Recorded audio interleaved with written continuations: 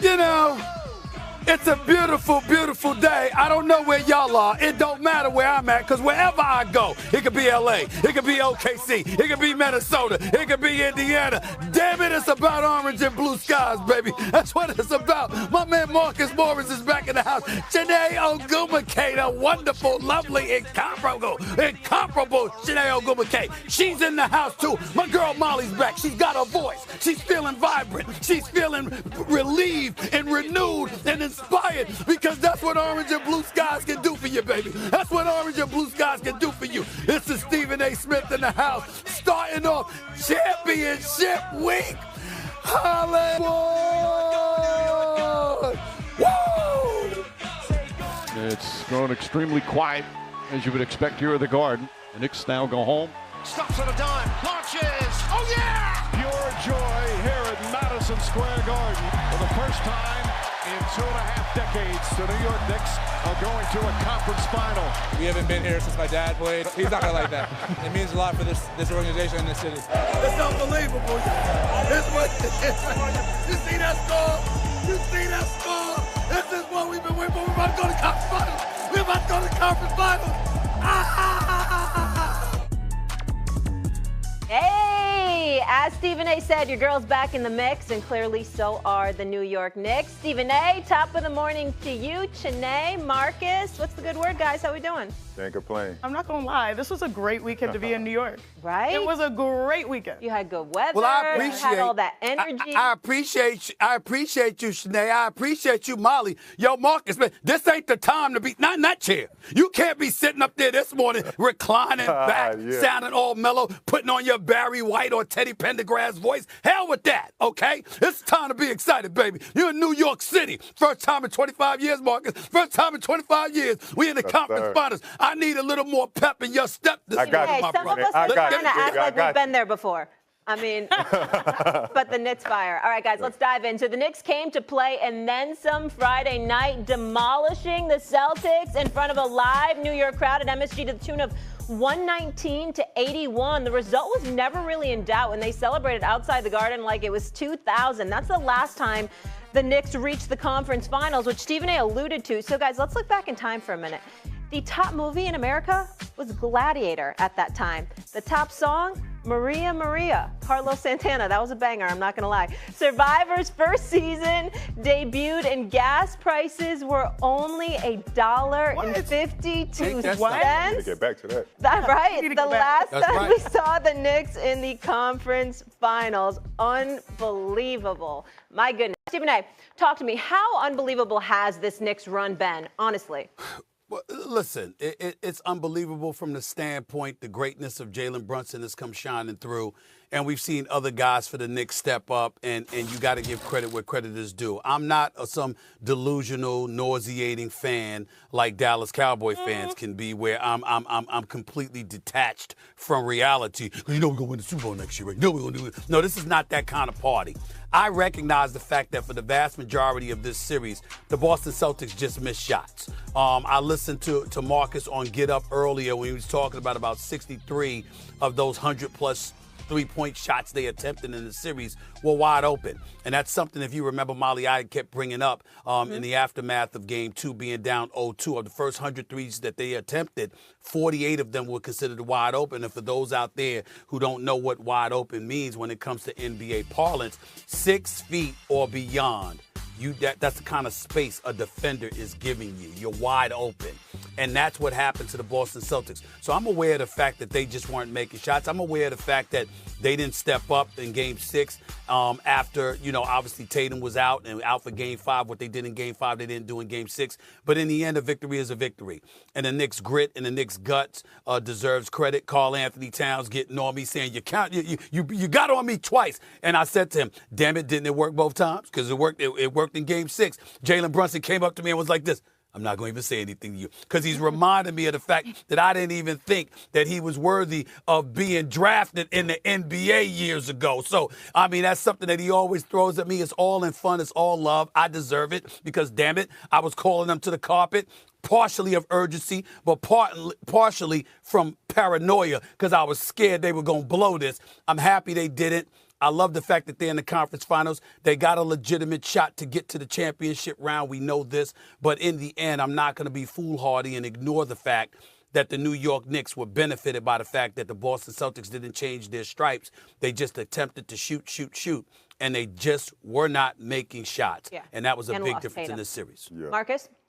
I mean, I think the Tatum thing, like when they lost Tatum, it was, it was tough. But them first 2 games, I got to keep putting my finger on that. Like being up 20 at home in the playoffs, the defending champs, and, just having that capability to be able to get shots where they want. But, like, those shots were open, right? Like, those shots were open, but still the Knicks had to still win the game. And we were talking about that earlier. Like, yes, they did miss open shots, but the Knicks still had to complete the comeback. And I think you have to take your hats off that. Like, it's extremely hard to win in Boston during the playoffs. Like, that is one of the tougher plays outside of the Garden. That's probably top 2 or 3, right?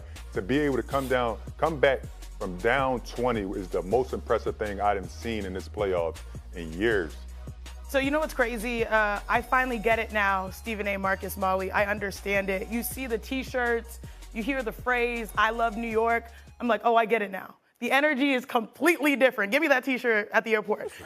Because this team didn't win based off of analytics. They didn't win off of a proliferation of threes. They didn't win based off of having one player that just goes bonker. It was a we got mentality. And being in the Garden alongside Stephen A., watching all the shenanigans happen, it was truly a special environment, and I want to appreciate the fans. It feels like every one of the fans gets screened. Do you know this Knicks history? Like, this was a basketball audience, and they literally were trying to will their team to a win, and their team delivered. If you think about it, like, what Jalen Brunson, it was like changing your stripes. Sometimes he's ball dominant, but knowing that he had to get his teammates involved, that's what we saw. Josh Hart had a triple-double, like 11, 10, and 10.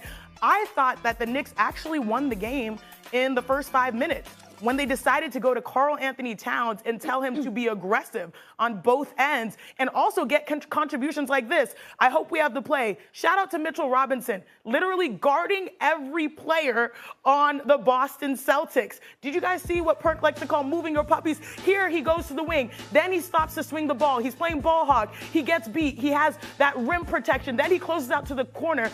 Under control, forces a turnover, and that is a play in which Karl Anthony Towns scores. This is heart. This is hustle. Am I going to say it? This is New York. This is New York, right? Like, that is why this is remarkable, because you finally have a team, a star player, a mindset that truly embodies New York City.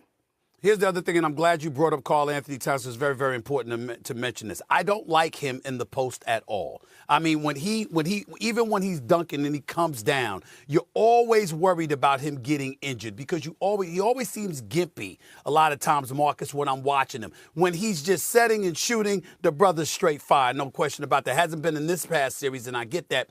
But he is arguably the best shooting big man in basketball. But coming in to Game 6, what they said was, we're going to let you be aggressive.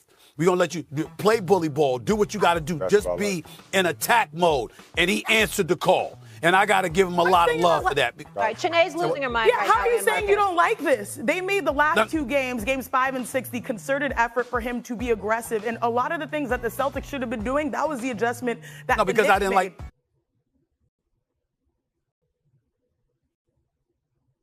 Đấy, móc lần lượt từng mũi.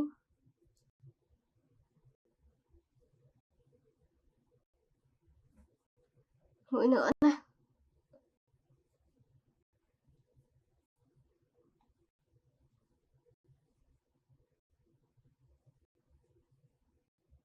Tiếp tục móc. Đấy, móc lần lượt như thế này là được nhé.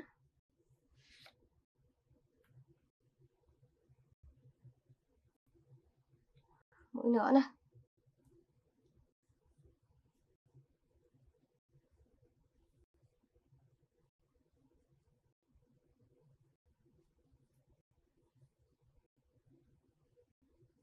Rồi, còn một khúc này nữa là sẽ xong. Mình móc tiếp cái khúc này, cũng y như vậy nhé.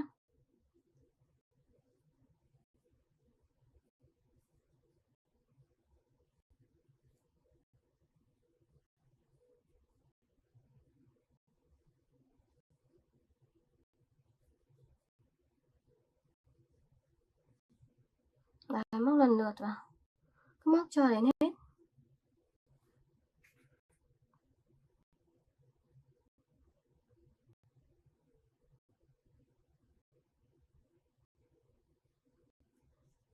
Rồi, móc những mũi tiếp theo vào nhá. Cứ lần lượt. Đây mình tiếp tục mình móc.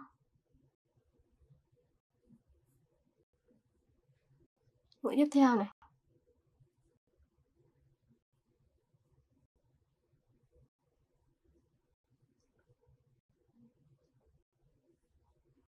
Mũi nữa này.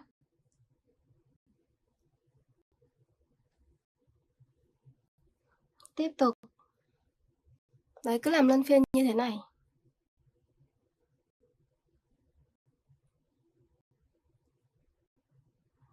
Mũi nữa này.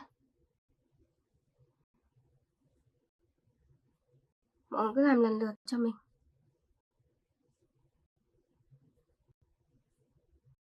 Bây giờ móc nối vào đây và siết dây.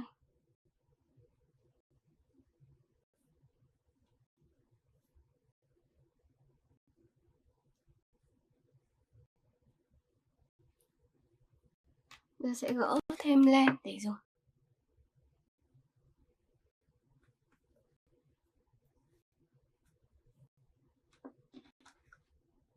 Đây, móc nối vào, mình đổi sang màu len tím.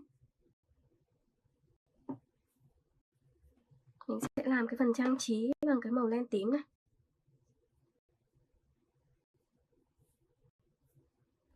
Móc tiếp vào nha mọi người.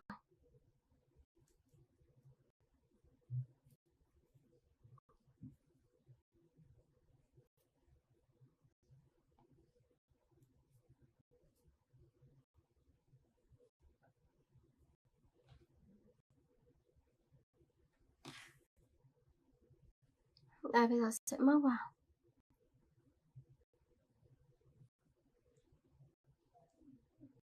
Mình sẽ móc những cái ô rỗng vào nhé. Móc những ô rỗng vào. Đây, cứ luân phiên từng ô một. Lại cái ô này đi. Móc lại nhé. Đây, móc xuống đây. Móc tiếp những mũi còn lại.